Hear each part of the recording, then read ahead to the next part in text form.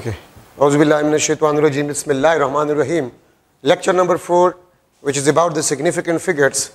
Significant figures का definition ये है, the accurately known digits and first doubtful digit in any measured value is known as significant figure. Significant का मतलब ये होता है the digits on which we can believe, on the accuracy of which we can believe, उसको हम significant figures कहते हैं. इसकी मिसाल मैं आपको दे रहा हूँ. ये रूलर है और रूलर से मैं इस लाइन, ये ब्लू लाइन का लेंथ मालूम करने जा रहा हूं. तो देखिए, अगर इस ब्लू लाइन के लेंथ को मैं मालूम करने जा रहा हूं तो मैं लिख लूंगा 1.5 सेंटीमीटर. ये 5 और 5 से थोड़ा सा आगे है तो मैं वैसे एस्टिमेट लगा लेता हूं 4321 सेंटीमीटर. ठीक है, let's suppose this is the possible measured value. ठीक है, मेजर्ड बाय यूजिंग रूलर. तो देखिए, आप इन डिजिट्स में कहां तक इसका बिलीव कर सकते हैं. तो मेरे पास चूंकि इसका लीस्ट काउंट है 0.1 सेंटीमीटर, 0.1 सेंटीमीटर, तो मैं यहां तक इसका बिलीव कर सकता हूं. मैं इन डिजिट्स पे बिलीव नहीं कर सकता क्योंकि ये इसके रेंज से बाहर, इस डिवाइस के रेंज से बाहर है. ठीक है, तो ये आपके पास जो है एक्यूरेटली नोन डिजिट है और ये आपके पास फर्स्ट डाउटफुल डिजिट है. ये आपके पास एक्यूरेटली नोन डिजिट है, ठीक है, ये वाला, और ये आपके पास फर्स्ट डाउटफुल डिजिट है. ये सेकंड डाउटफुल, ये थर्ड डाउटफुल, ये फोर्थ, ये फिफ्थ. ठीक है, मैं इन डिजिट्स पे बिलीव नहीं कर सकता. मैं इन डिजिट पे बिलीव नहीं कर सकता. ये आपके पास फर्स्ट डाउटफुल डिजिट है और ये आपके पास एक्यूरेटली नोन है. ठीक है, तो मैं लिख सकता हूं 1.5 सेंटीमीटर प्लस माइनस 0.1 सेंटीमीटर. ठीक है, तो इन दोनों को हम कहते हैं these are basically a significant figures. So first accurately known digit and first doubtful, ये सेकंड डाउटफुल, ये थर्ड. लेकिन हम फर्स्ट डाउटफुल पे बिलीव कर सकते हैं. क्यों? इस डिवाइस का range first decimal place in centimetre तक है, तो मैं यहां तक इस पे बिलीव कर सकता हूं. इससे ज्यादा डिजिट्स पे मैं बिलीव नहीं कर सकता. ठीक है, ये बात याद रखें. तो सिग्निफिकेंट फिगर्स का मतलब आपके पास ये होता है, याद रखिए, all non zero digits are significant. All non zero digits are significant. तमाम नॉन जीरो डिजिट्स आपके पास जो है वो सिग्निफिकेंट होते हैं. तो अगर आपसे कोई पूछे कि real number of significant figures वो आपके पास कितने हैं? 9. ठीक है, जीरो आपके पास जो है, जीरो, ये सिग्निफिकेंट नहीं है. इसमें शक होता है, मैं इसको सिग्निफिकेंट नहीं कह सकता. ठीक है, इसमें शक है. तो the real number of significant figures are 9. The real number of significant figures are 9. अगर मैं लिख लो 3.1234 सेंटीमीटर, इसमें कितने सिग्निफिकेंट फिगर्स है? इसमें 5 सिग्निफिकेंट फिगर्स है. अगर आप लोग देख लें, all non zero digits are significant. ठीक है, अगर मैं इस तरह लिख लो 1.203, ठीक है, तो इसमें ये जीरो भी आपके पास सिग्निफिकेंट होगा. अगर कोई जीरो किसी दो नॉन जीरो डिजिट्स के दरमियान आ जाए तो वो जीरो आपके पास सिग्निफिकेंट फिगर होता है. ठीक है, अगर इस तरह आपके पास आ जाए, ठीक है, कि zero decimal point left side, first non zero digit के लेफ्ट साइड पे जीरो और डेसिमल पॉइंट के लेफ्ट साइड पे जीरो, ये सिग्निफिकेंट नहीं होता है. इसमें आपके पास 3 सिग्निफिकेंट फिगर्स होते हैं. 3.120 जीरो में और मे नॉट बी सिग्निफिकेंट. ठीक है, तो इसके लिए हम रूल्स डिस्कस करेंगे कि कब आपके पास ये सिग्निफिकेंट होंगे जीरोस और कब आपके पास सिग्निफिकेंट नहीं होंगे. ठीक है, तो real number of significant figures वो आपके पास 9 है. 1 2 3 4 5 6 7 8 9. ठीक है, जीरो में और मे नॉट बी सिग्निफिकेंट. हाँ, अगर मैं आपसे पूछूं कि 8.12345 सेंटीमीटर, इसमें कितने सिग्निफिकेंट फिगर्स है? 6. लेकिन अगर मैं आप लोगों से ये पूछ लूं कि इसमें कितने सिग्निफिकेंट फिगर्स है, if this measured value is measured from a ruler, अगर ये रूलर से हमने मेजर किया हो तो फिर इसमें कितने सिग्निफिकेंट फिगर्स होंगे? फिर इसमें आपके पास 2 सिग्निफिकेंट फिगर्स होंगे. अगर मैंने इसको वर्नियर कैलिपर से मेजर किया तो इसमें कितने सिग्निफिकेंट फिगर्स होंगे? 1 2 3. अगर मैंने इसको स्क्रू गेज से मेजर किया है तो फिर 1 2 3 4 सिग्निफिकेंट फिगर्स आपके पास होंगे. अगर आपको लिस्ट काउंट गिवन ना हो या डिवाइस आपको गिवन ना हो या प्रिसीजन ऑफ अ डिवाइस या एक्यूरेसी ऑफ अ डिवाइस आपको गिवन ना हो, तो फिर तो तमाम नॉन जीरो डिजिट सिग्निफिकेंट होंगे, ठीक है। लेकिन अगर आपको यह बताया जाए कि यह पॉसिबल मेजर्ड वैल्यू है मेजर्ड फ्रॉम अ रूलर, तो बावजूद इसके कि ये नॉन जीरो है लेकिन ये सिग्निफिकेंट नहीं होंगे, आपके पास दो सिग्निफिकेंट फिगर्स होंगे, ठीक है। अगर ये वर्नियर कैलिपर से मेजर है तो 1 2 3, अगर स्क्रू गेज से तो 1 2 3 4 सिग्निफिकेंट फिगर्स होंगे, ठीक है। ये बात याद रखिए। तो डिपेंड करता है कौन सा डिवाइस से मेजरमेंट आपने किया है, उसके मुताबिक से आप नंबर ऑफ सिग्निफिकेंट फिगर्स को लेते हैं, ठीक है। साइंटिफिक नोटेशन में 3.123 मल्टीप्लाई बाय 10⁴। साइंटिफिक नोटेशन में ऑल डिजिट्स आर सिग्निफिकेंट, ठीक है, all digits are significant except power of 10, except power of 10। Power of 10 के अलावा तमाम डिजिट्स आपके पास सिग्निफिकेंट होंगे। All digits are significant except power of 10 in scientific notation, ठीक है। साइंटिफिक नोटेशन में 10 पावर के अलावा तमाम डिजिट्स सिग्निफिकेंट होंगे, ठीक है। ये आप देख सकते हैं मुख्तलिफ एग्जाम्पल्स। अगर मैं लिख लूँ 1.234 10⁻⁻⁴, ये चारों आपके पास सिग्निफिकेंट फिगर्स होंगे। लेकिन यहां पर एक चीज और हम डिस्कस कर रहे हैं, अगर मैं लिख लो 60,000 स्टूडेंट्स, अगर मैं लिख लो 60,000 स्टूडेंट्स, तो इसमें कितने नंबर ऑफ सिग्निफिकेंट फिगर्स है? तो मैं 60,000 को लिख सकता हूं 1 2 3 4 मल्टीप्लाई बाय 10⁻⁴ 1 2 3 4, ठीक है। मैं इस तरह भी इसको लिख सकता हूं 6.00 10⁻⁴। मैं इसको इस तरह भी लिख सकता हूं 6.00 मल्टीप्लाई बाय 10⁻⁴। मैं इसको इस तरह भी लिख सकता हूं 6.0 मल्टीप्लाई बाय 10⁻⁴। मैं इसको इस तरह भी लिख सकता हूं 6 मल्टीप्लाई बाय 10⁻⁴। ये भी 60,000, ये भी 60,000, ये भी 60,000, ये भी 60,000, ये भी आपके पास 60,000 है। इसमें कितने नंबर ऑफ सिग्निफिकेंट फिगर्स है? इसमें 5 है, इसमें 4 है, इसमें 3 है, इसमें 2 है, इसमें 1 है। लेकिन पांचों आपके पास जो है, पांचों ये 60,000 को ही रिप्रेजेंट कर रहे हैं, ठीक है। अच्छा, अगर आप 60,000 स्टूडेंट्स को इंडिविजुअली मेजर कर रहे हैं, 1 2 3 4 5 इंडिविजुअली काउंटिंग कर रहे हैं, ठीक है। अगर आप इंडिविजुअल काउंटेड 1 by 1, अगर आप 1 by 1 मेजर कर रहे हैं, तो फिर 60,000 में ये जीरोस और 6 सारे सिग्निफिकेंट फिगर्स होंगे, ठीक है। अगर मैं काउंट करूं counted in a group of 10, 60,000 students है, एक ग्राउंड में बैठे हुए हैं और ग्रुप्स की शक्ल में है, एक एक ग्रुप में 10-10 स्टूडेंट्स है, तो फिर 60,000 में नंबर ऑफ सिग्निफिकेंट फिगर्स आपके पास कितने होंगे? तो अगर आप ग्रुप्स की शक्ल में काउंट कर रहे हैं, एक एक ग्रुप में 10-10 स्टूडेंट्स है, तो 1 group 10 students, second group 20 students, third group 30 students, ठीक है। जो लास्ट ग्रुप होगा वो 6,000 होगा, और 6,000 में 3 0 और 1 6, 4 सिग्निफिकेंट फिगर, ठीक है। और यहां पर इस तरह भी मैं लिख सकता हूं 60,000 डिवाइड बाय 10, तो 1 0 कैंसिल, 4 सिग्निफिकेंट फिगर्स बन जाएंगे, ठीक है। अगर आप 60,000 स्टूडेंट को काउंट करें, counted in a group of 100, in a group of 100, एक group 100 students, second group 200 students, third group 300 students, fourth group 400 students, ठीक है।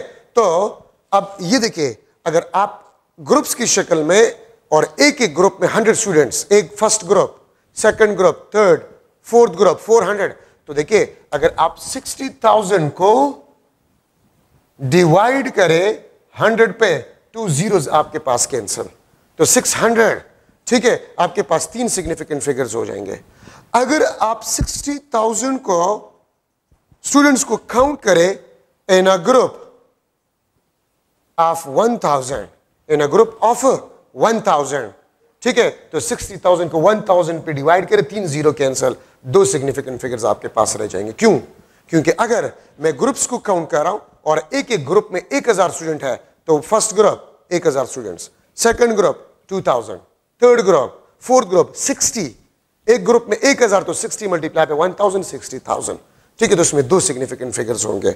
और अगर आप काउंट करें, counted in a group of 10,000, कोई आपको ये बता दे कि 60,000 स्टूडेंट्स एक ग्राउंड में बैठे हुए हैं, ठीक है, और वो ग्रुप्स की शक्ल में है, और एक एक ग्रुप में 10,000 स्टूडेंट्स हैं, एक एक ग्रुप में 10,000 स्टूडेंट्स है, तो how many significant figures are there in 60,000 students?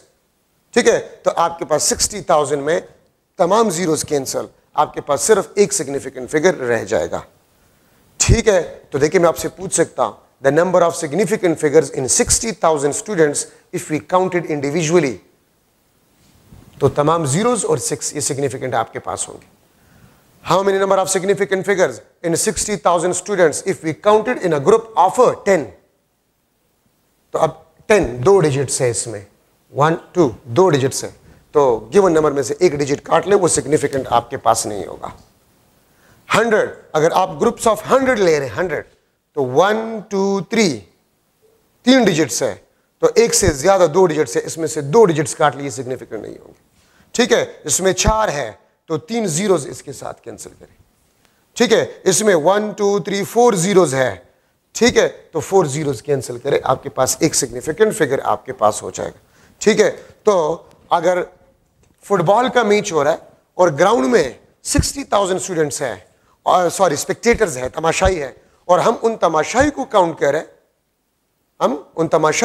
करें, इन अ ग्रुप्स ऑफ 100, तो how many significant figures are there in 60,000 spectators? तो 100 में 2 जीरोस है ना, 2 जीरोस काट ले, वो सिग्निफिकेंट आपके पास नहीं होंगे। ठीक है, तो ये आपके पास साइंटिफिक नोटेशन में सिग्निफिकेंट फिगर्स आपके पास जो है बन गए हैं। ठीक है, ये बात आप लोग याद रखें। सिग्निफिकेंट फिगर्स हम डिस्कस कर रहे थे, मैंने आपको ये एग्जांपल दिया था कि 60,000 स्टूडेंट्स हैं और उसको हम काउंट कर रहे हैं। अगर हम इंडिविजुअली काउंट कर रहे हैं तो ये तमाम डिजिट्स आपके पास सिग्निफिकेंट फिगर्स होंगे। अगर हम ग्रुप के फॉर्म में काउंट कर रहे हैं और एक ग्रुप में 10 स्टूडेंट्स हो, तो 1 ग्रुप, इस तरह मैंने आपको सिखाया था। ठीक है, अगर 100 तो ये, अगर 1000 तो ये, अगर 10,000 तो ये। इसमें कितने सिग्निफिकेंट फिगर्स है? 5, इसमें 4, इसमें 3, इसमें 2, इसमें 1। लेकिन ये तमाम आपको 60,000 को ही रिप्रेजेंट कर रहे हैं। ठीक है, ये भी 60,000 है, ये भी 60,000 है, ये भी 60,000 है, ये भी 60,000 है, ये भी 60,000 है। ठीक है, लेकिन इसमें सिग्निफिकेंट फिगर्स 5, इसमें 4, इसमें 3, इसमें 2, इसमें 1 सिग्निफिकेंट फिगर्स आपके पास है। अब अगर मैं आपसे पूछूं कि इसमें कौन सा ज्यादा एक्यूरेट है, तो this one is more accurate, significant figures इसमें ज्यादा है। ठीक है, अगर हम इंडिविजुअली काउंट कर रहे हैं और एक स्टूडेंट भी कम हो, हमें पता चल जाएगा, हमें पता चल जाएगा। ठीक है, सो ये सबसे ज्यादा एक्यूरेट है, दिस इज मोर एक्यूरेट। और यहां से मैं लिख सकता हूं, कि सिग्निफिकेंट फिगर्स, द एक्यूरेसी आपके पास जो है, accuracy is directly proportional to the number of significant figures. Accuracy is directly proportional to the number of significant figures. इसमें 5 नंबर ऑफ सिग्निफिकेंट फिगर्स है, इसमें 4, इसमें 3, इसमें 2, इसमें 1। ठीक है, but this is more accurate, ये आपके पास सबसे एक्यूरेट है। ठीक है, तो जितने ज्यादा नंबर ऑफ सिग्निफिकेंट फिगर्स होंगे, उतना आपके पास एक्यूरेसी क्या होगा? ज्यादा होगा। क्यों?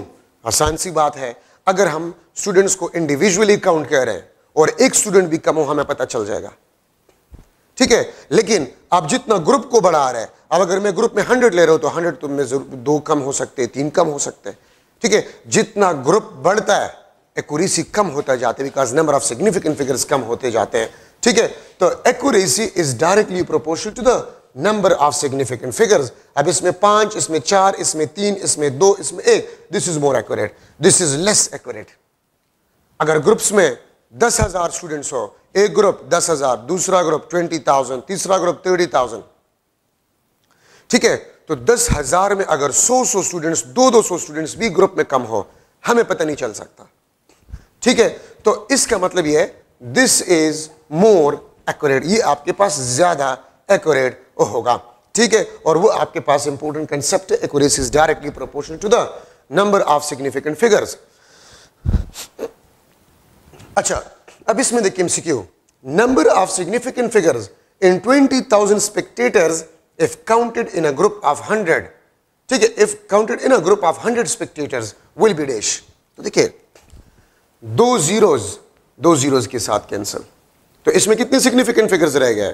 3 सिग्निफिकेंट फिगर्स आपके पास रह गए, ठीक है। The number of significant figures in 48,000 eggs if we counted boxes in which 1 dozen eggs kept will be dash। 48,000 अंडे और वो बॉक्सेस में पड़े हुए हैं और उसको हम काउंट कर रहे हैं, लेकिन हम बॉक्सेस को काउंट कर रहे हैं, तो फिर the number of significant figure in 48,000 eggs will be dash। तो डोजन का मतलब आपके पास क्या होता है? 12। इसमें 2 डिजिट्स है, तो 1 डिजिट इसके साथ काट लें, ठीक है, इसके साथ काट लें, तो आपके पास 4 सिग्निफिकेंट फिगर्स होंगे, डोजन। अब एक बात याद रखिए, ग्रुप में एक से ज्यादा जितनी भी डिजिट्स हो, एक से ज्यादा जितनी भी डिजिट्स हो, ठीक है, तो गिवन नंबर में से वो काट ले, वो आपके पास सिग्निफिकेंट फिगर्स नहीं होंगे, ठीक है। अगर मैं लिख लो 1 2 3 4 5 students counted in a group of 1 2 3 students, ठीक है, 1 2 3 students, 1 2 3 4 5 students counted in a group of 1 2 3 students, then number of significant figures, the number of significant figures in total students will be dash। तो आप इसको देख ले, इसमें कितने digits है? 3, तो एक से ज्यादा 2 डिजिट्स ये काट लिए, सिग्निफिकेंट नहीं होंगे, ठीक है। A option 5, B option 4, C option 3, D option 2, तो आपके पास आंसर जो है इसमें 3 सिग्निफिकेंट फिगर्स है। तो याद रखें, ग्रुप्स में एक डिजिट से ज्यादा जितनी भी डिजिट्स हो, तो गिवन नंबर में से आप वो डिजिट्स काट ले, वो सिग्निफिकेंट फिगर्स नहीं होंगे, ठीक है। सो आपके पास सी, ये आपके पास 3, इसमें सिग्निफिकेंट फिगर्स आपके पास 3 है। अच्छा, अब राउंडिंग ऑफ डेटा को हम लेते हैं, rounding off data, rounding off data to right measured value up to appropriate precision or accuracy, ठीक है। तो इसको फिर हम राउंडिंग ऑफ डेटा कहते हैं, bye rounding of some digits, ठीक है। हम कुछ डिजिट्स को राउंड ऑफ करते हैं अप टू एप्रोप्रिएट प्रिसीजन और अप टू एप्रोप्रिएट एक्यूरेसी, ठीक है, डेटा को लिखने के लिए, तो इसको हम राउंडिंग ऑफ डेटा कहते हैं। राउंडिंग ऑफ डेटा मैं लिख लेता हूं 274, ठीक है, 25, बल्कि मैं लिख लेता हूं 275, ठीक है, मैं लिख लेता हूं 285, मैं लिख लेता हूं 287।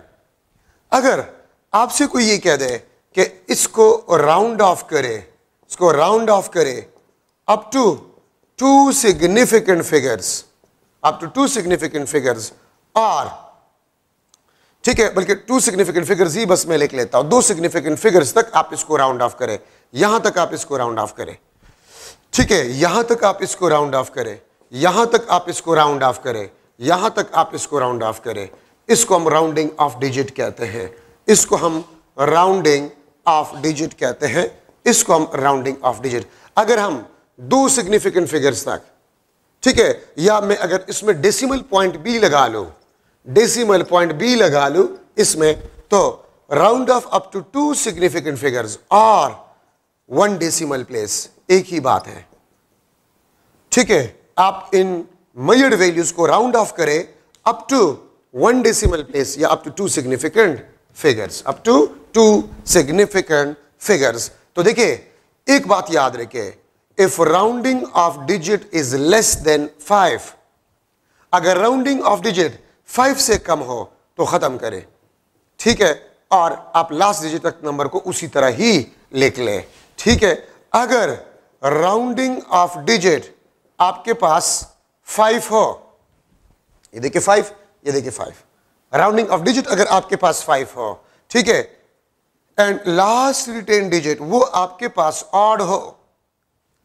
ये लास्ट रिटेन डिजिट, ये लास्ट रिटेन डिजिट, ये लास्ट रिटेन डिजिट, ये लास्ट रिटेन जिसको आप रखेंगे, ठीक है, तो फिर लास्ट रिटेन डिजिट के साथ आप 1 को क्या करें, ऐड करें, ठीक है।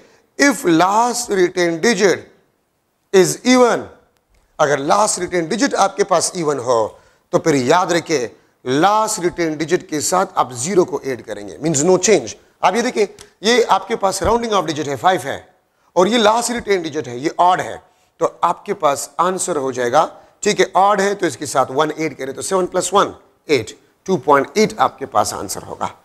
अब ये इवन है और राउंडिंग ऑफ डिजिट 5 है तो इवन को आप इवन ही छोड़ लें, ठीक है।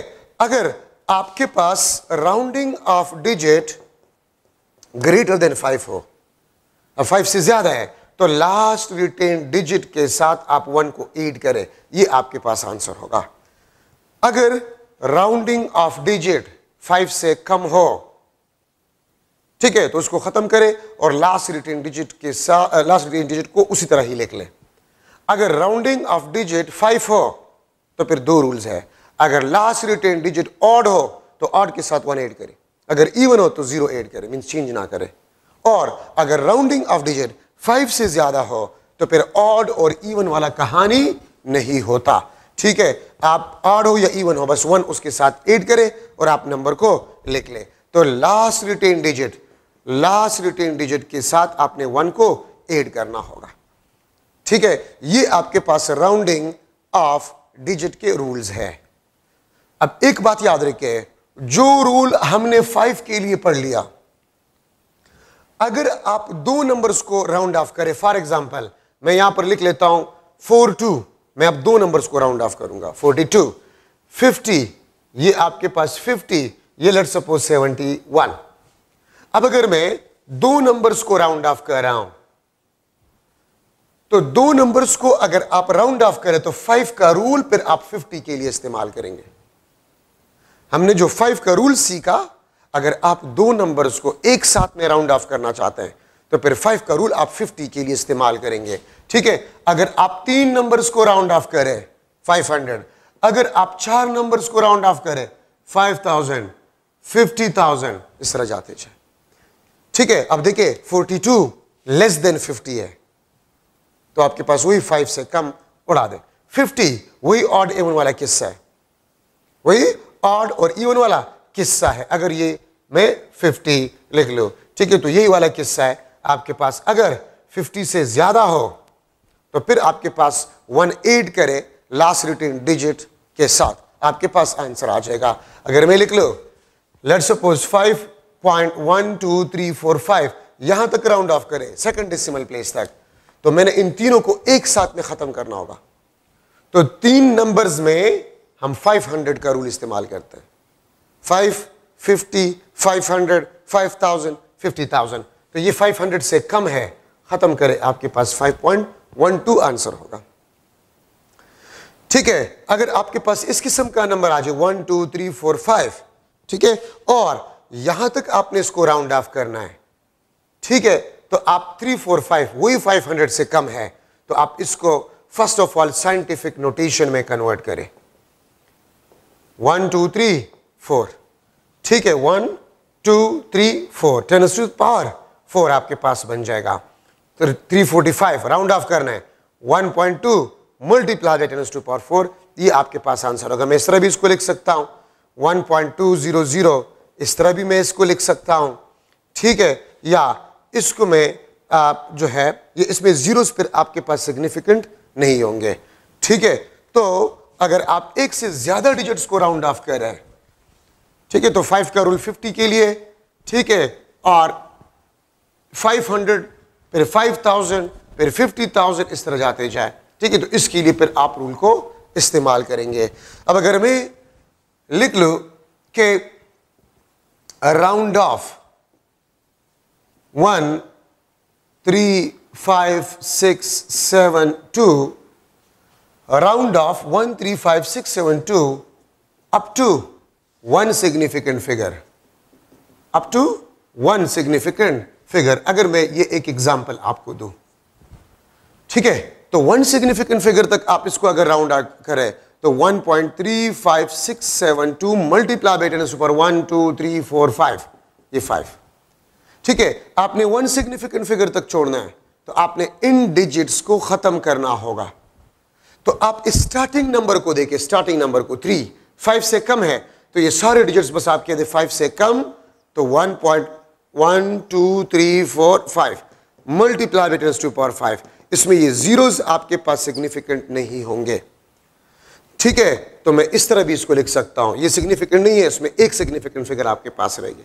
मैं इसको इस तरह भी लिख सकता हूं 1 मल्टीप्लाई बाय 10 टू पावर 5, मैं इस तरह भी इसको लिख सकता हूं, ठीक है। मैं इसको इस तरह भी लिख सकता हूं, ठीक है, 1 2 3 4 5 1 2 3 4 5, मैं इस तरह भी इसको लिख सकता हूं। इसमें ये जीरोस आपके पास फिर सिग्निफिकेंट नहीं होंगे। इस तरह मैं लिख सकता हूं, इस तरह मैं लिख सकता हूं, इस तरह मैं लिख सकता हूं।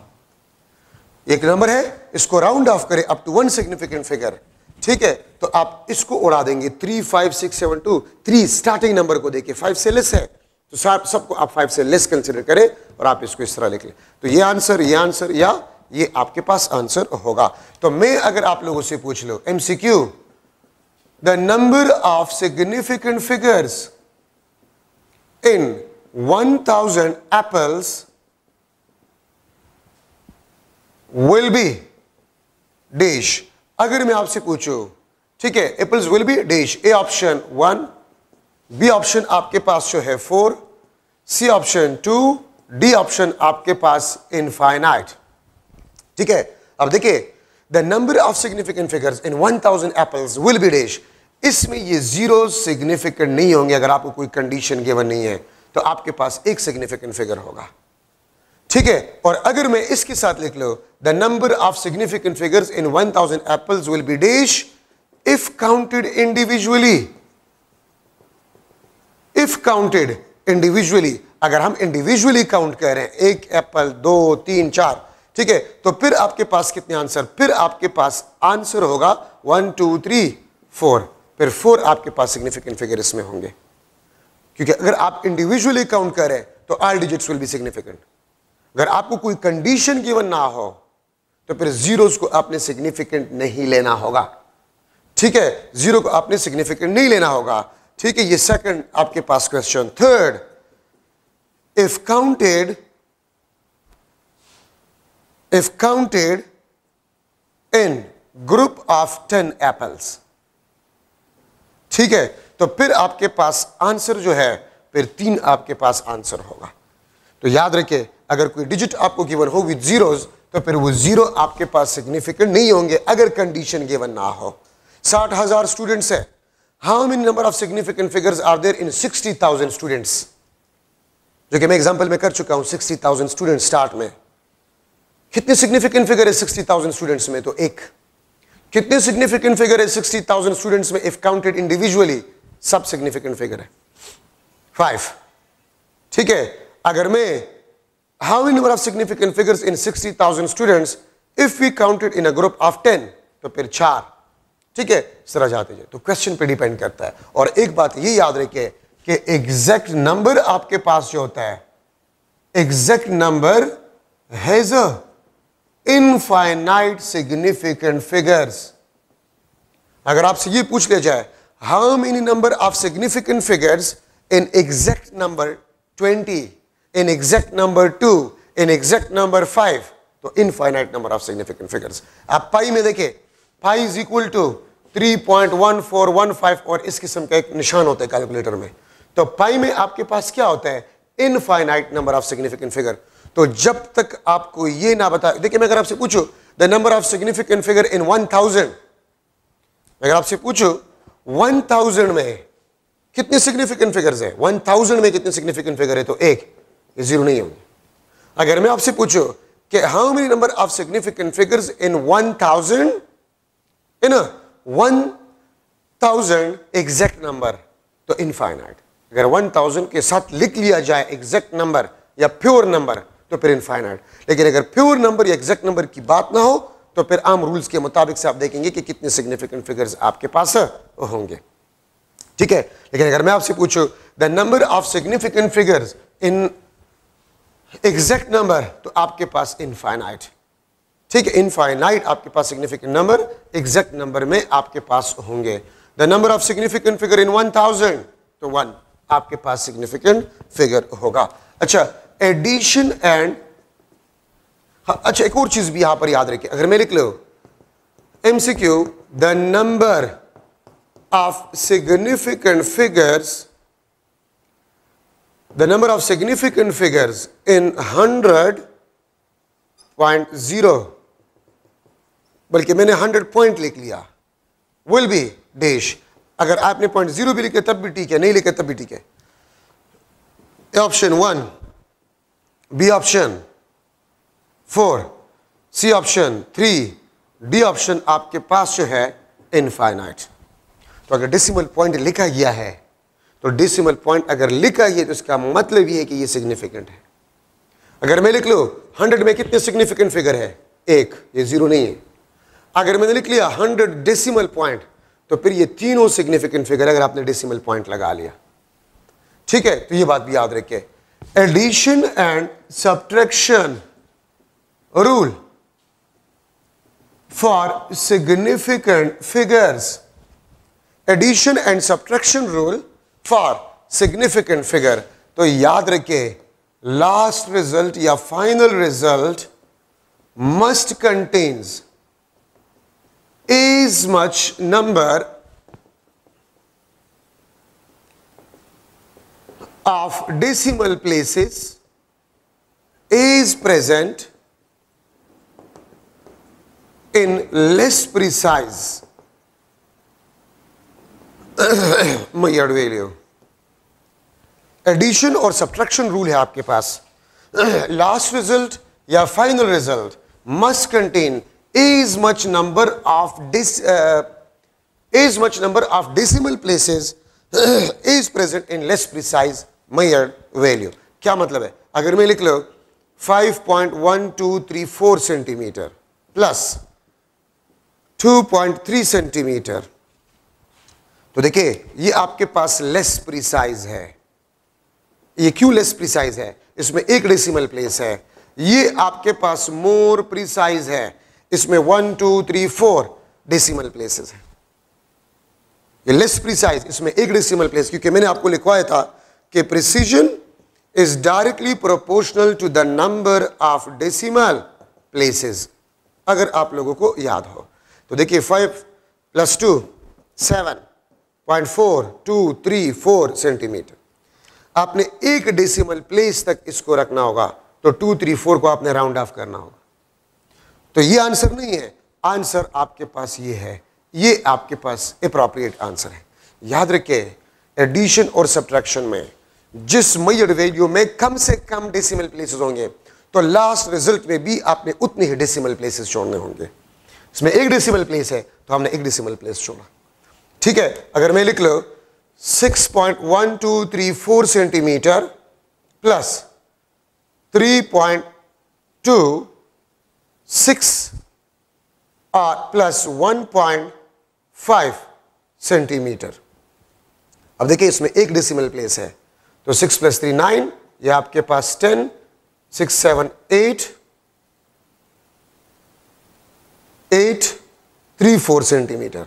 इसमें ये लेस प्रिसाइज है तो आपने यहां तक इसको छोड़ना होगा, इसको राउंड ऑफ करें तो 10.9 सेंटीमीटर, ये आपके पास आंसर, ठीक है। मैं आपसे पूछ सकता हूं MCQ the number of significant figures in final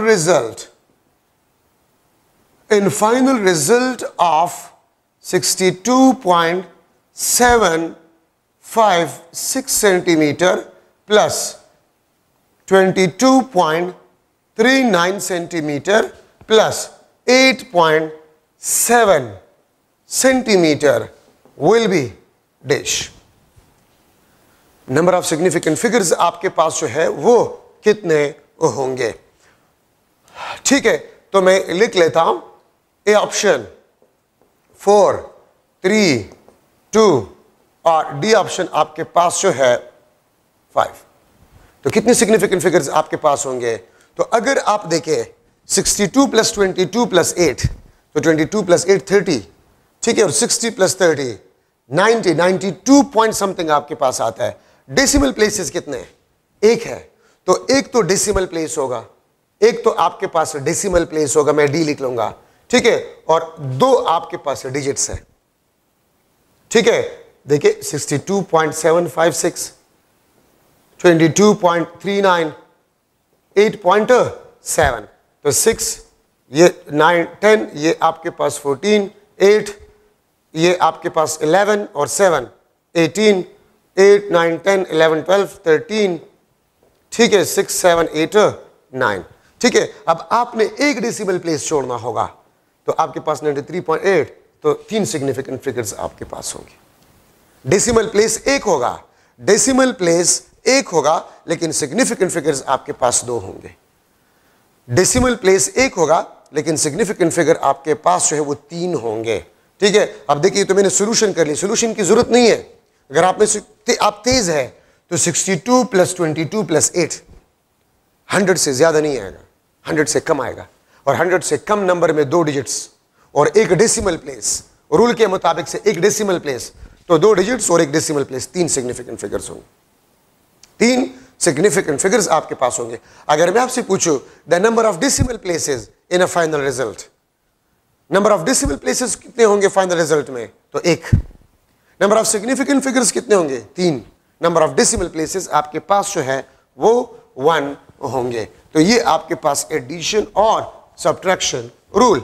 अगर मैं आपसे एक क्वेश्चन ये करूं कि आपके पास है let's suppose 94.672 centimetre plus 56.9 centimetre, तो मैं अगर आपसे पूछूं फाइनल रिजल्ट में कितने सिग्निफिकेंट फिगर्स होंगे, तो आप में से अगर कोई तेज है 94 प्लस 56 100 प्लस आपके पास नंबर आएगा, और एक डेसिमल प्लेस भी होगा, एक डेसिमल प्लेस भी होगा, तो 1 2 3 4, तो 4 सिग्निफिकेंट फिगर्स होंगे फाइनल रिजल्ट में। फाइनल रिजल्ट में 4 आपके पास सिग्निफिकेंट फिगर्स है, ठीक है, और 1 आपके पास जो है वो डेसिमल प्लेस होगा। ठीक है, तो ये आपके पास जो है एडिशन और सब्ट्रैक्शन रूल में the final result must contain as much number of decimal places is present in less precise measured value. इसमें एक डेसिमल प्लेस है, तो आपने एक डेसिमल प्लेस को छोड़ना होगा। मल्टीप्लीकेशन एंड डिवीजन रूल, इसको आप इस तरह लिखेंगे, last result must contains as much number of significant figures is present in less accurate measured value। देखिए, एडिशन और सब्ट्रैक्शन में हम प्रिसीजन को देखते हैं, और मल्टीप्लिकेशन और डिवीजन रूल में हम नंबर ऑफ सिग्निफिकेंट फिगर्स को देखते हैं। ठीक है, तो last result contain as much number of significant figures is present in less accurate measured value. ठीक है, तो ये आपके पास अब देख सकते हैं लेस एक्यूरेट, और आपको पता है एक्यूरेसी आपके पास जो है directly proportional to the number of significant figures. Accuracy is directly proportional to the number of significant figures. ठीक है, तो देखिए, अगर मैं लिख लूं आपके पास है let's suppose 222.2 centimetre multiply by 1 centimetre, ये आप देखिए ये मोर एक्यूरेट है, इसमें ये मोर एक्यूरेट है क्योंकि इसमें 1 2 3 4 सिग्निफिकेंट फिगर है। ये आपके पास लेस एक्यूरेट है, इसमें 1 सिग्निफिकेंट फिगर है आपके पास।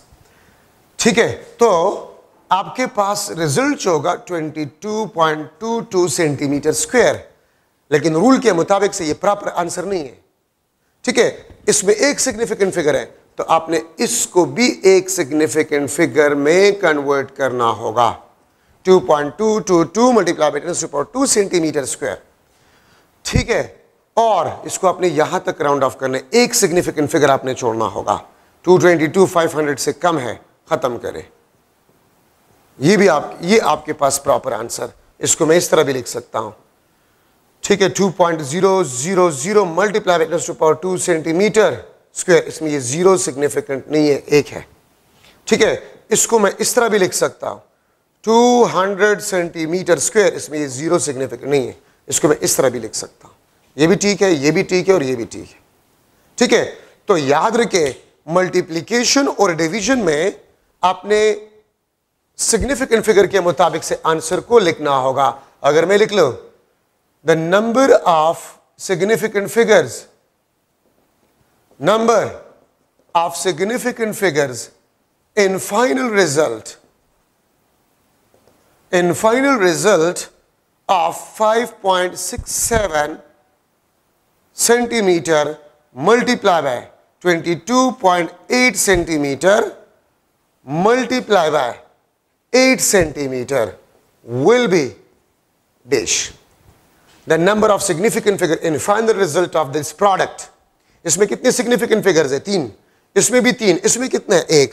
ठीक है, तो मैं अगर ऑप्शन लिख लूं 3, 6, 1 और डी आपके पास इनफाइनाइट, तो देखिए आंसर आपके पास क्या है? 1 सिग्निफिकेंट फिगर। ये सबसे लेस एक्यूरेट है। सोल्यूशन की जरूरत नहीं कि आप कैलकुलेटर, यार मेरे साथ तो कैलकुलेटर नहीं है, मैं इसको किस तरह करूंगा, तो सॉल्व करने की जरूरत ही नहीं है। रूल के मुताबिक से last result must contain as much number of significant figure is present in a less accurate, तो ये less accurate है, एक significant figure। आपके पास एक significant figure final result में होगा। ठीक है, तो ये आपके पास multiplication and division rule है। मैं इस तरह भी लिख सकता हूं कि let's suppose 87.56 centimeter multiply by 1 centimeter is equal to dash। मैं ये ऑप्शन लिख लेता हूं 87.56 सेंटीमीटर स्क्वायर। बी ऑप्शन आपके पास जो है 8.756 multiply by 10⁻1 centimetre square. C option आपके पास जो है सी ऑप्शन आपके पास 9 मल्टीप्लाई बाय 10⁻1 सेंटीमीटर स्क्वायर।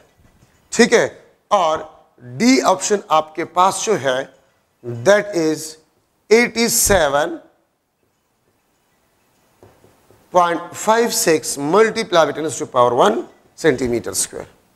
ठीक है, तो आपके पास आंसर जो है वो क्या है? What is the answer? नकुरे, ये प्रोडक्ट है, इसमें एक सिग्निफिकेंट फिगर है, इसमें 4 है, तो रिजल्ट में एक सिग्निफिकेंट फिगर होना चाहिए, तो इसमें एक से ज्यादा ये भी नहीं है, ये भी नहीं है। ठीक है, ये आपके पास ये भी नहीं है, तो इसमें आपके पास आंसर, प्रॉपर आंसर ये 9 मल्टीप्लाई बाय 10⁻1। ठीक है, इसमें एक significant figure, this is the answer. किस तरह? 87.56 सेंटीमीटर स्क्वायर, डेसिमल पॉइंट यहां पर शिफ्ट करें, 8.756 मल्टीप्लाई बाय 10⁻1 सेंटीमीटर स्क्वायर। ठीक है, और इसको आप राउंड ऑफ करें यहां तक, तो इसको आप खत्म करें 9 मल्टीप्लाई बाय 10⁻1 सेंटीमीटर। इस तरह भी लिखा जा सकता है 90 सेंटीमीटर स्क्वायर, इस तरह भी लिखा जा सकता है। ठीक है, और 9.123 मल्टीप्लाई बाय 10⁻1 सेंटीमीटर स्क्वायर, इस तरह भी लिखा जा सकता है। तो मल्टीप्लिकेशन और डिवीजन रूल में last result must contain as much number of significant figures is present in a less accurate measured value। ठीक है, तो आपके पास प्रॉपर आंसर जो है वो सी ऑप्शन आपके पास है। ठीक है, तो ये आपके पास जो है सिग्निफिकेंट फिगर्स में इंपॉर्टेंट डिस्कशन आपके पास। अब last topic of this chapter, dimension. Dimension mass का कैपिटल एम, लेंथ का कैपिटल एल, टाइम का कैपिटल टी, करंट का कैपिटल ए, ठीक है, टेम्परेचर का कैपिटल के, इंटेंसिटी का सी डी, कैंडेला यूनिट और dimension mole, amount of substance का, ठीक है।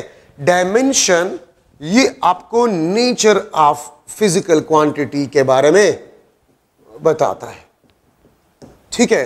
और अगर आप पॉजिटिव या नेगेटिव पावर रेज करें तो इसको अगर आप ब्रैकेट में बंद करें या ना करें, इसको हम डायमेंशन कहते हैं। तो हम क्या कहते हैं? डायमेंशन कहते हैं। आप देखिए, आपको जो आसान फार्मूला आ रहा है, अगर आपको यूनिट याद हो, बेसिक यूनिट, तो उससे आप डायमेंशन के बारे में बता सकते हैं। अब देखिए, अगर मैं लूँ स्पीड, तो इसका dimension L T minus one या एम की पावर 0, एल की पावर +1, टी की पावर -1। अगर मैं एक्सेलरेशन लूँ तो लीनियर एक्सेलरेशन एल टी -2 या एम की पावर 0, एल की पावर +1, टी की पावर -2। अगर मैं फोर्स लूँ तो एम एल टी की पावर -2। फोर्स, जो भी फोर्स होगा उसका डायमेंशन एम की पावर +1, एल की पावर +1, टी की पावर -2। अगर फोर्स अप्लाइड फोर्स हो, कूलम्बिक फोर्स हो, ग्रेविटेशनल फोर्स हो, इंपल्सिव फोर्स हो, तो फोर्स का डायमेंशन ये होगा m+1, l+1, t-2, सिवाय इलेक्ट्रोमोटिव फोर्स। ईएमएफ, ये आपके पास पोटेंशियल होता है। ईएमएफ याद रखिए, ये आपके पास पोटेंशियल होता है। ईएमएफ मींस पोटेंशियल, और पोटेंशियल आपके पास होता है work done per unit charge, ठीक है। और इसका डायमेंशन आ जाएगा ml² t की पावर -3 a की power -1। This is the dimension of electromotive force which is a potential basically, ठीक है। तो फोर्स, जो भी फोर्स होगा उसका डायमेंशन आपके पास ये होगा, वर्क, टॉर्क, एनर्जी। इसका डायमेंशन आपके पास ml² t की पावर -2, ठीक है। तो एनर्जी, जो भी एनर्जी होगा, जिस इक्वेशन से भी आप एनर्जी का डायमेंशन मालूम करें, ठीक है, टॉर्क का, वर्क का, तो उसका डायमेंशन आपके पास ये होगा m की पावर +1, l की पावर +2 और t की पावर -2, ml² t की पावर -2। वर्क, टॉर्क और एनर्जी का कभी कभी इस किस्म के क्वेश्चन आता है, which pair of physical quantity has same dimension. तो फिर आपने देखना होगा कि किस किस पेयर के डायमेंशन सेम है, ठीक है। कभी कभी इस किस्म के क्वेश्चन आते हैं, ठीक है, इस किस्म के क्वेश्चन आते हैं, the ratio of dimension of coulombic force to the impulsive force will be dash. The ratio of dimension of Coulombic force to the impulsive force will be dash. A option AT/1, B option 1/1, C option A/T, D option आपके पास जो है AL/T। तो देखिए, force, Coulombic force हो या impulsive force हो, F/F dimension cancel, 1/1 आपके पास आंसर आ जाए। कभी कभी इस किस्म के क्वेश्चंस आते हैं, which pair of physical quantities has same dimension. तो फिर आपने पेयर्स में ढूंढना होगा कि किस किस, अगर मैं पेयर बनाऊं वर्क, टॉर्क, ठीक है, एनर्जी, और दूसरा पेयर में रख लूं इलेक्ट्रोमोटिव फोर्स, ठीक है, तीसरा ऑप्शन में रख लूं फोर्स, ठीक है, और एनर्जी, इस तरह। तो आपने फिर पेयर को ढूंढना होगा कि किस पेयर का डायमेंशन आपके पास है वो सेम है, ठीक है। तो वो तो आपने डायमेंशन याद करने होंगे, इसमें कोई वो टेक्निक नहीं है कि मैं आपको बता दूं, ठीक है। सो डायमेंशन आपको नेचर के बारे में बताते हैं। अगर मैं लिख लो कि 1 kilometre is equal to 1 micrometre, तो मैं इसको लिख सकता हूं कि ये आपके पास डायमेंशनली सेम है या इक्वल है या होमोजीनियस है, या होमोजीनियस है। क्यों? ये भी लेंथ है, ये भी लेंथ है, ठीक है। But numerically they are not equal. Numerically आपके पास ये इक्वल नहीं है, लेकिन डायमेंशनली आपके पास जो है ये इक्वल है, डायमेंशनली आपके पास ये इक्वल है। तो डायमेंशन में हम ये नहीं देखते हैं, अगर मैं एक एटम का रेडियस मालूम कर रहा हूं, ठीक है, मैं अगर अर्थ का डायमीटर मालूम कर रहा हूं, मैं सन और अर्थ के दरमियान डिस्टेंस मालूम कर रहा हूं, तो है डिस्टेंस। हम मैग्नीट्यूड को नहीं देखते, हम सिर्फ नेचर को देखते हैं डायमेंशन में, हम मैग्नीट्यूड को नहीं देखते। तो याद रखिए ये डायमेंशनली सेम है, इक्वल है या होमोजीनियस है, लेकिन न्यूमेरिकली आपके पास ये इक्वल नहीं है, ठीक है। तो हम dimensionally length, radius of atom भी लेंथ है, ठीक है, यहां से कराची तक डिस्टेंस भी लेंथ है, अर्थ और सन के दरमियान डिस्टेंस ये भी लेंथ है। तो नेचर अगर लेंथ है तो लेंथ का मैग्नीट्यूड जो भी है they are dimensionally homogeneous are same, ठीक है। अब यहां पर मैं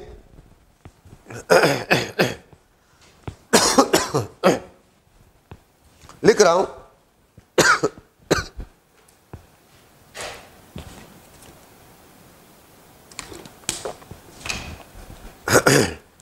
अच्छा, अब यहां पर एक चीज है homogeneity principal.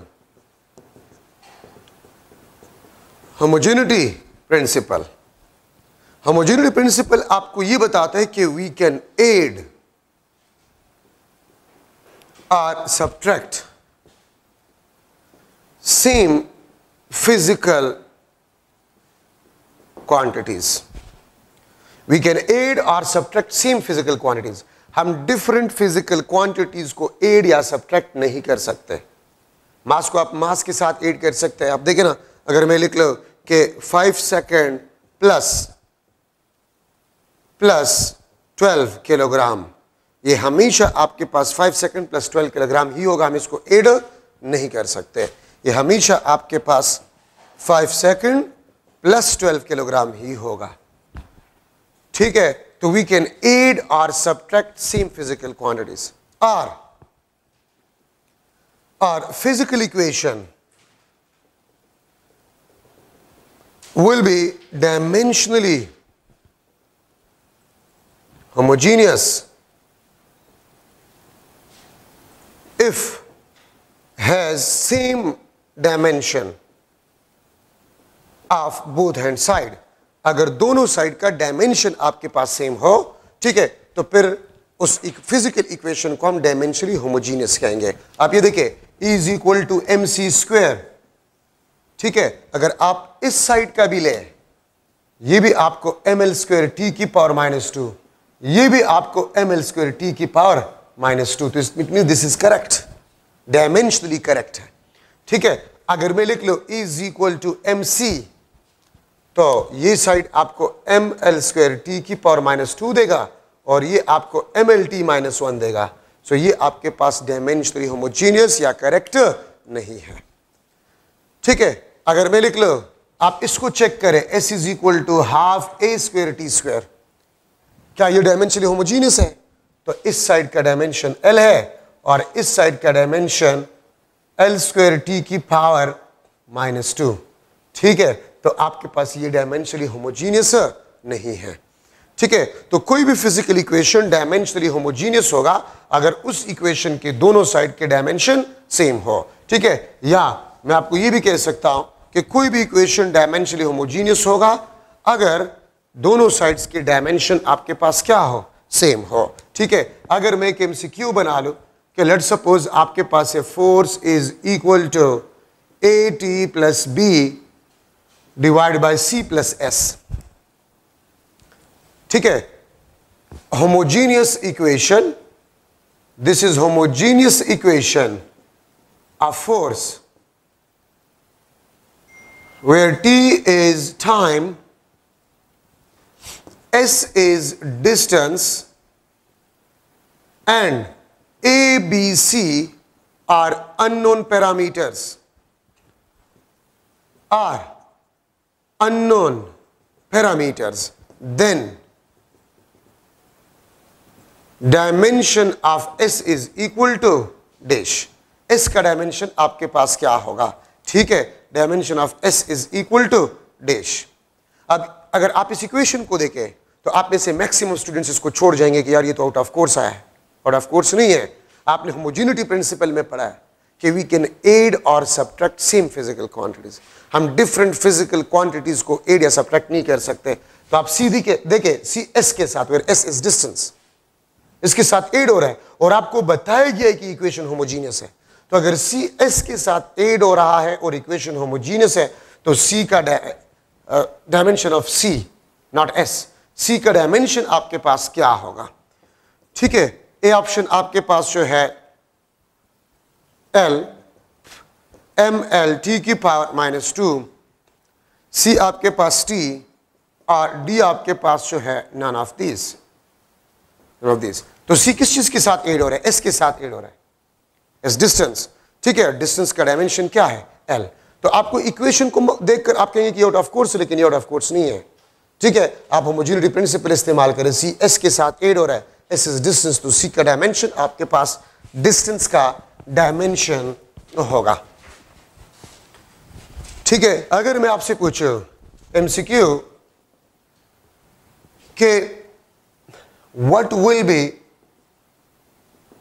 equation of speed of waves in a string where T is tension,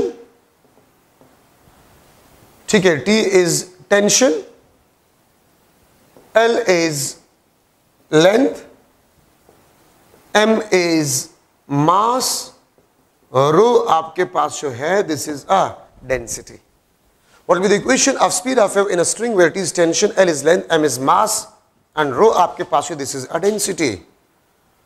T L M की पावर -1 की power 1 divide by 2। B option आपके पास T into density M 1 divide by 2। C option T density M divide by L और D आपके पास none of this.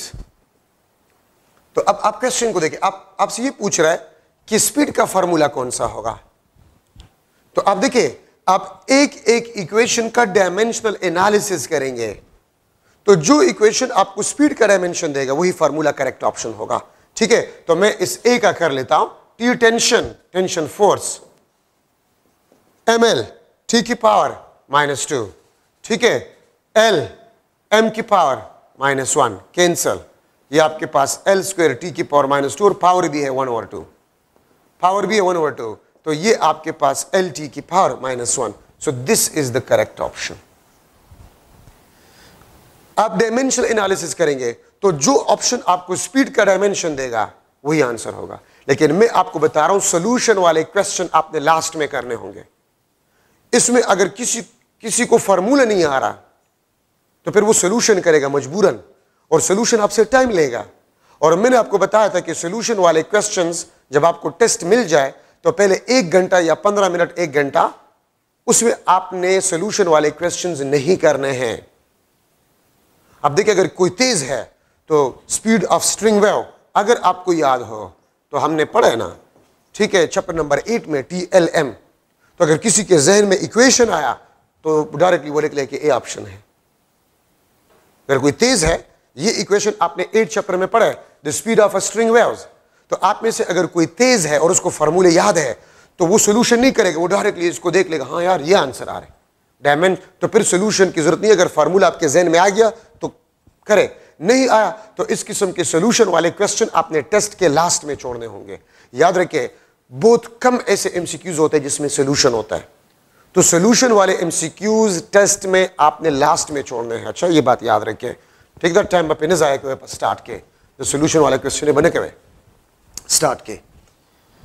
अगर मैं आपसे पूछूं एक और एमसीक्यू, लेट्स सपोज आपके पास है f is equal to m की पावर a, v की पावर b, r की power c,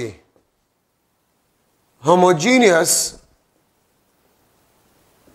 equation of force. ठीक है, homogeneous equation of force where m is mass, v is speed, r is the radius, then values of a, b and c will be dash। ये out of course नहीं है, आपने पढ़ा इस chapter में homogeneity principal में the derivation of possible formula, derivation of possible फार्मूले से मैंने एमसीक्यू बना लिया है, आपके बुक में आउट ऑफ कोर्स नहीं है, ठीक है। तो आपके पास ए बी सी के पावर आपके पास क्या होंगे, 1 1 1, बी ऑप्शन 1 -1 1, सी ऑप्शन 1 2 -1, और डी ऑप्शन आपके पास जो है दैट इज 2 1 -1, ठीक है। तो इसमें ए बी सी, तो देखिए अगर आप में से कोई तेज स्टूडेंट है, तेज, तो ऐसा कौन सा इक्वेशन है फोर्स का जिसमें मास, वेलोसिटी और रेडियस हो, तो centripetal force mv² divide by r, और इसको मैं लिख सकता हूं mv² r की पावर -1, तो 1 2 -1। अगर कोई तेज है वो डायरेक्टली लिख लीजिए, यार ये तो सेंट्रीपिटल फोर्स की इक्वेशन है। आप में से कोई तेज है तो इक्वेशन कौन सा है, ऐसा कोई इक्वेशन आपने पढ़ा है, मास, वेलोसिटी और r, यस सेंट्रीपिटल फोर्स, तो डायरेक्टली इसको पता चलेगा ये आंसर है, सोल्यूशन की जरूरत ही नहीं है।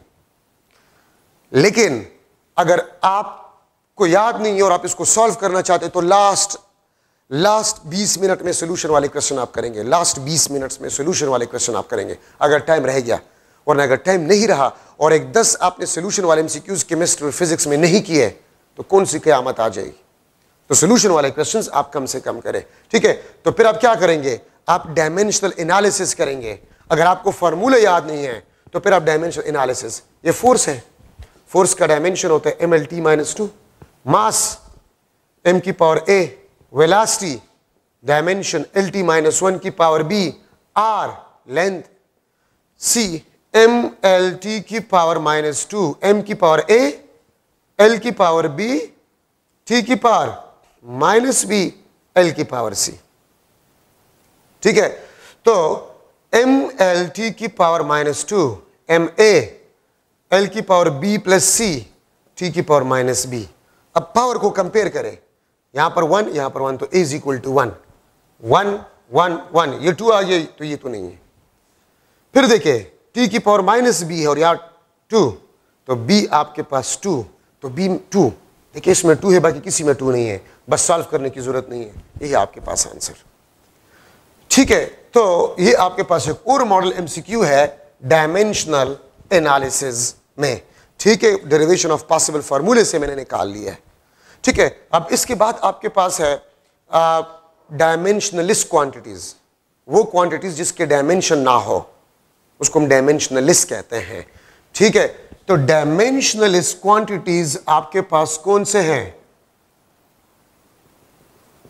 डायमेंशनलिस्ट quantities which has a no dimension, ठीक है। All trigonometric ratios,